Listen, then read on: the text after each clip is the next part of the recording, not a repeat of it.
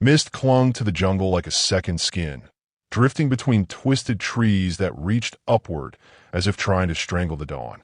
The air was damp and heavy, full of the slow pulse of unseen creatures beneath the soil. Sergeant Elias Rourke lay motionless on the ridge, his body wrapped in a ghillie suit woven from local vines that smelled faintly of iron and rot.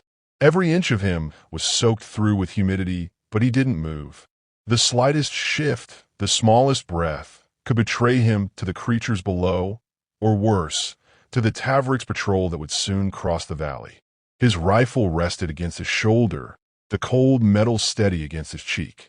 It was a weapon built from desperation and ingenuity, half Terran engineering, half stolen alien technology. It was the only thing in the galaxy he trusted anymore. He blinked the condensation from his eyelashes and focused down the scope. The valley stretched wide before him, carved into the dense jungle like a wound. In the distance, the faint hum of engines echoed off stone as a transport descended, sleek and dark, its hull shimmering with the iridescent sheen of Tav'rix alloys. It cut through the morning mist like a blade, lowering itself with the precision of a predator taking its position to strike. He felt the old anger stir in his chest, a quiet, familiar burn. The Tav'rix were never subtle. They arrived in perfect symmetry, armored and proud, believing themselves immune to consequence. Rourke adjusted the focus, bringing their figures into sharp relief as the ramp extended and officers emerged. Tall, slender, insectal silhouettes stepped onto the platform with fluid grace, each motion deliberate, rehearsed. The mirrored surface of their helmets reflected the faint orange hue of the rising suns. He could see himself in those reflections, a ghost in the green haze. For a brief, sharp moment, he remembered faces, his unit, the 7th Recon, laughing under the glow of the ship's lamps before everything fell apart. Then the memory was gone, swallowed by the cold focus that always came before the kill. The officers began their inspection, voices carrying through the comm static that Rourke tapped into. The Tav'rix language was full of clicks and reverberations, almost musical, but he had learned enough to catch certain words: rebels, inefficient, amusing. The sound of their laughter was a low, chittering drone that made his skin tighten. He had heard that same sound months ago when they surrounded his team at the Teshar Cliffs, mocking them as they executed the wounded. The Tav'rix enjoyed killing slowly. They found it poetic. He had been the only one to crawl away from that massacre, broken ribs and half a lung full of ash. The memory of that day had replayed behind his eyes every night since. The laughter, the smell of burning flesh, the sound of boots crushing rifles into the dirt. And now, by some twist of fate, those same officers stood within the crosshairs of his scope, unaware that their predator waited in the mist. He eased his finger along the trigger guard and took a slow breath. The rifle hummed softly, the hybrid power cell charging. Through the scope, he could see one of the officers gesturing toward a human prisoner, a scout probably captured during a supply raid.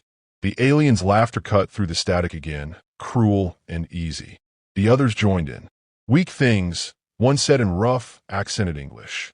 They bring sticks to fight gods. The prisoner's head hung low, trembling. Rourke's jaw clenched. He whispered under his breath, "You're about to meet my stick." He checked the chamber. The rifle was loaded with standard tungsten rounds, high velocity, but he wanted certainty. Slowly, carefully, he swapped the magazine for the heavy matte black one marked in white paint. .50 BMG. Each round was nearly the size of his thumb, capable of tearing through 3 layers of Tav'rix armor before losing velocity. It was an old cartridge from an older war, outdated in every modern arsenal, but perfect for this moment. He clicked the magazine into place, the sound sharp and final. Wind moved through the jungle, carrying the scent of wet moss and ionized air. Rourke adjusted for the shift, his mind calculating angles, distance, and velocity as instinctively as breathing. He centered his aim on the officer in charge, the one with the crimson sigil across his chest plate. The alien's posture was casual, unguarded. Through the scope, Rourke could see the faint twitch of amusement on its face beneath the reflective visor. He exhaled, steady and slow.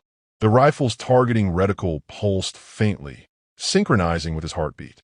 Then something in him paused. Not hesitation, but memory. The last time he'd lined up a shot like this, it had been on Earth before the fall, before the Tav'rix came in waves of fire. He'd been younger then, cleaner. Now his hands trembled with exhaustion, and his heart carried too much noise. But vengeance was a simple thing. He found steadiness in it. He found purpose. The alien officers were laughing again. One gestured toward the prisoner, forcing him to kneel, raising a weapon for execution. Rourke didn't think this time. The rifle cracked, a single thunderclap that split the jungle's silence in half. The round left the barrel with a scream of vapor, cutting through mist and air, striking the officer square in the helmet. For an instant, light flared, then the reflective surface shattered outward, fragments sparkling like broken glass. The body dropped instantly. The other Tav'rix froze, their laughter replaced by mechanical roars of confusion. The prisoner collapsed, forgotten. Shouts filled the comm channel. Rourke pulled back, chambered another round, and slid down the ridge as plasma bolts hissed through the foliage where his head had been seconds earlier. The air filled with the electric scent of burning leaves. He reached the base of the ridge and crouched behind a tangle of roots, heart steady again. Above him, the aliens shouted orders, firing into shadows. He watched the sky flicker with muzzle flash and lightning. One shot, one kill. The ghosts of his fallen team whispered approval in the back of his mind. He allowed himself a single breath of satisfaction before moving deeper into the trees. The war wasn't over, not by miles. But tonight, the Tav'rix had learned to bleed. The valley below erupted into motion as the Tav'rix soldiers scrambled to locate the invisible threat. Their energy rifles crackled with violet arcs, cutting through vines and bark, scarring the jungle with molten lines. Sergeant Elias Rourke moved like a shadow through the undergrowth, his ghillie suit blending with the damp greens and grays of the forest floor. Each breath was deliberate, measured, the rhythm of a predator rather than prey. He could feel the familiar pulse of adrenaline tighten behind his ribs, a sharp, steady reminder that survival wasn't just instinct. It was an art. He found a new vantage point along a broken ridge, wedged between the roots of a colossal tree whose trunk spiraled upward like a frozen tornado. The ridge overlooked the landing pad from another angle, giving him sightlines the Tav'rix scanners wouldn't expect. The officers had taken cover behind a transport, their mirrored armor flickering with interference as they activated defensive cloaks. The rest of their unit fanned out, methodical in their sweep. They weren't panicking now. They were hunting. Rourke steadied the rifle, the long barrel resting against a coil of twisted root. The alien chatter came through the comms, a harsh symphony of clicks and elongated tones. His translation filter caught fragments, sniper, ridge, terrestrial ballistics.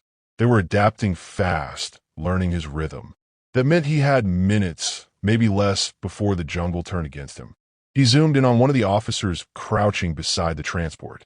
The alien's helmet turned fractionally, scanning with spectral light, hunting for movement invisible to the naked eye. Rourke's finger brushed the trigger. Another shot here could mean capture, or a clean escape if timed perfectly. He adjusted windage, waited for the alien to shift, and then exhaled. The second round split the mist like a spear of lightning. The officer's helmet exploded in a flash of light and vaporized glass, the upper half of the body collapsing in a cloud of smoke and green mist. The crack of the shot rolled across the valley like thunder, echoing off the trees. Shouts followed, a dozen voices rising, furious and afraid. They fired blindly into the tree-line, energy bolts cutting through the dense canopy. Each shot lit the fog with brief flashes of purple. Rourke ducked, rolling into cover as a plasma burst scorched the bark inches from his head. The smell of burning vegetation filled the air, mixing with the metallic tang of ionized gas. He gritted his teeth, eyes narrowing. He could almost hear the laughter again, the same laughter that had haunted his dreams since Teshar Cliffs. It fueled him now, driving every decision. He checked his ammunition counter. 3 rounds left in the current magazine. Enough for chaos, not survival. A small recon drone buzzed overhead, scanning the area with a beam of blue light. Rourke froze. He could feel the hum in his bones as the drone hovered directly above him. When it turned slightly away, he moved, snapping the rifle up, sighting, firing.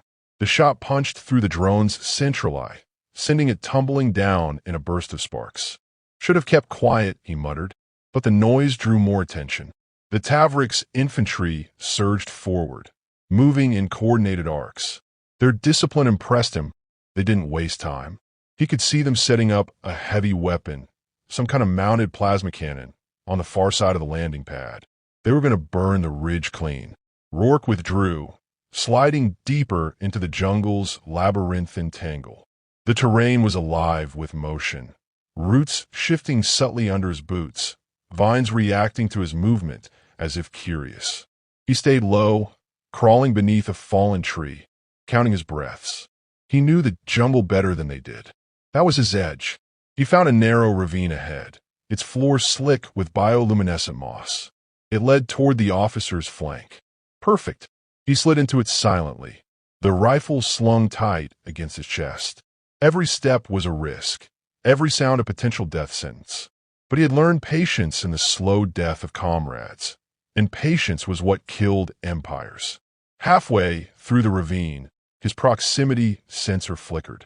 Motion, 3 contacts approaching from the west, closing fast. He ducked behind a stone outcrop and peered through a scope. 3 Tav'rix soldiers, scanning methodically, their armor reflecting the faint light like mirrors. They moved in a triangle formation, disciplined, efficient. Rourke waited until the lead one stepped into view. One shot.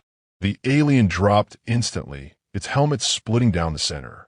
The other spun, shouting, weapons blazing. He rolled sideways, firing twice more in rapid succession. The first shot struck another's chest plate, shattering the armor.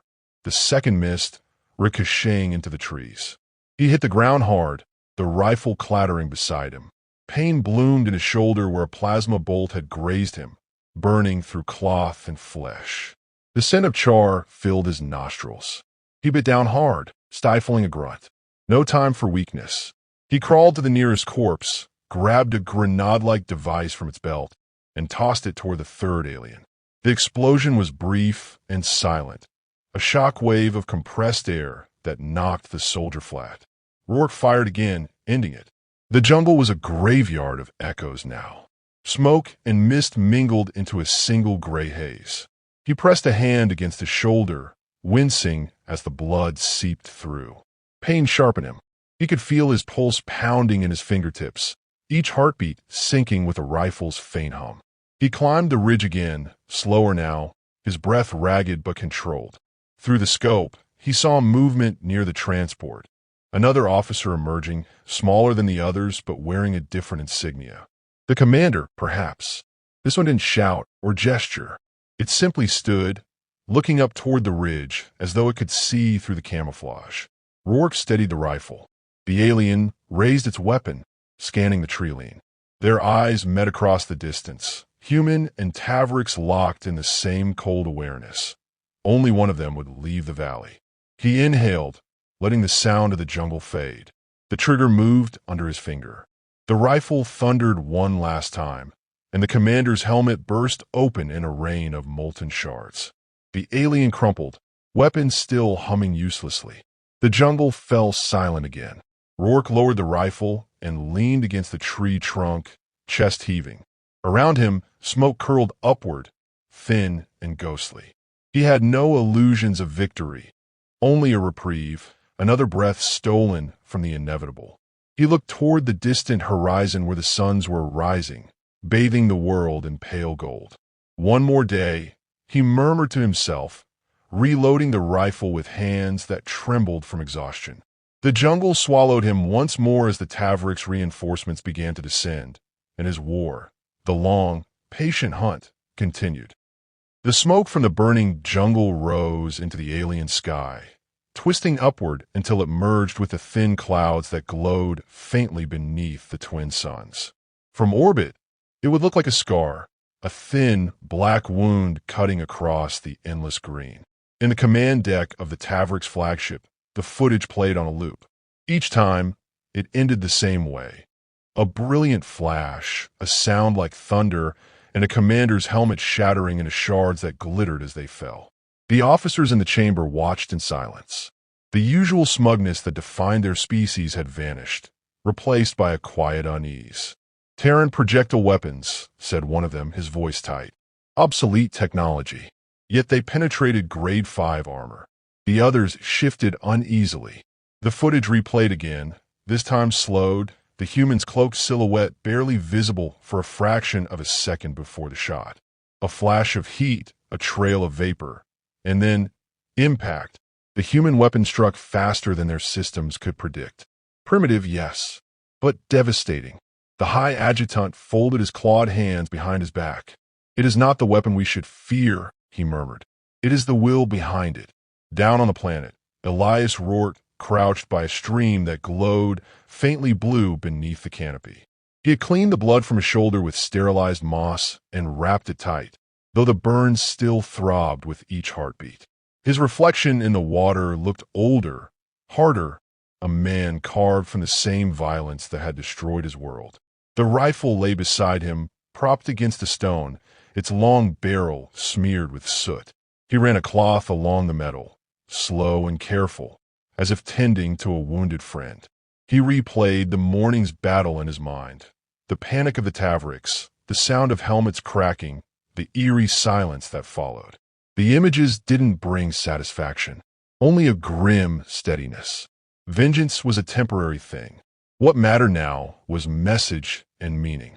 Somewhere out there, in the static of resistance frequencies, humans still fought, still hid in shadows. They needed proof that the enemy bled. He switched on his comm device, the signal barely holding. Static hissed for several seconds before a voice broke through, thin, strained, but human. "Ridge 1, do you read? Rourke, is that you?" "I'm here," he said, voice low but firm. "We receive your feed. The footage, the officers." "You did it." Rourke said nothing for a long moment, watching the light shift across the water. "They laughed," he finally said. "Not anymore." The voice on the other end hesitated. "You've given them something they can't ignore. The network's already spreading the video. They're calling it the helmet shatter." A pause, then softer. "You become a ghost story, Elias. A human myth." He almost smiled. Myths were harder to kill than men. "Good. Let them remember we're still here." The comm flickered again, static eating the signal. "We'll send coordinates for extraction once the storms settle. Stay dark until then." Rourke shut the device off and stared into the jungle beyond the stream. The air shimmered faintly with heat, the smell of ozone drifting in from the battlefield far behind him. Birds, or what passed for birds on Teshar IX, had begun to return, their hollow calls echoing through the trees. Life reclaimed even what war had scarred. That thought grounded him. He took a slow breath and began to assemble a transmitter beacon, pieced together from scavenged Tav'rix tech. The footage he'd captured from his helmet cam was uploading through encrypted channels. As it transmitted, he watched the small indicator light pulse. Each blink meant the signal was climbing higher, bouncing between satellites, reaching human ears across the stars. Somewhere, soldiers on another ruined world would hear the laughter of alien officers cut short by a thunderous shot. Somewhere, hope would flicker again. As he waited, he leaned back against the tree, feeling the ache in his muscles. The jungle hummed softly around him, alive with faint energy. He thought of Earth, the smell of wet soil after rain, the cold wind that swept across the Rockies, the laughter of men who never came back from Teshar cliffs. He didn't remember their faces clearly anymore, only their voices, the sound of them teasing him about his old-fashioned rifle. "You still carrying that museum piece, Rourke?" one of them had said. He wished they could see now how wrong that had been. The beacon light turned green. Transmission complete. Rourke shut it down and buried the device beneath the soil. The Tav'rix would trace the signal eventually, but by then the message would be everywhere. The words he had attached to the video, the same ones he'd muttered before the first shot, were simple, shifting to .50 BMG. He shouldered his rifle and started moving west, deeper into the wilderness. Every step sent pain through his wounded arm, but the rhythm of movement steadied him. He didn't know if there were any more humans nearby. Maybe he was the last on this planet. But so long as he breathed, the fight continued. Far above, the Tav'rix flagship adjusted its orbit, engines rumbling as new orders spread across their fleet. Reinforcements would come. They always did. But now, they came wary, no longer laughing. In their command logs, a new directive appeared under tactical revisions. Human snipers, extreme caution. Projectile technology, lethal beyond expected range. The Admiral read it twice, his expression unreadable, and then whispered something that none of his crew understood. Fear the old weapons. Night fell quickly on Teshar IX. The jungle transformed into a cathedral of shadows and pale light. Rourke stopped at the edge of a ridge overlooking the valley. The fires below had dimmed, leaving only the faint glow of wrecked transports. He set the rifle beside him and sat silently, letting the cool air wash over his face. The pain in his shoulder had dulled to a distant throb. In the darkness, he allowed himself one rare moment of peace. He thought of the men he'd lost, the laughter that had once driven him mad, now replaced by the memory of shattered helmets and silence. That silence was victory enough for tonight. He looked toward the horizon, where faint starlight broke through the haze. Somewhere beyond that sky, humans were watching his footage, whispering his words as promise. He imagined their voices carrying through the void, fierce and unyielding. Shifting to .50 BMG. Rourke smiled, a small, weary curve of satisfaction. Let them laugh again, he murmured to the stars. I'll be waiting.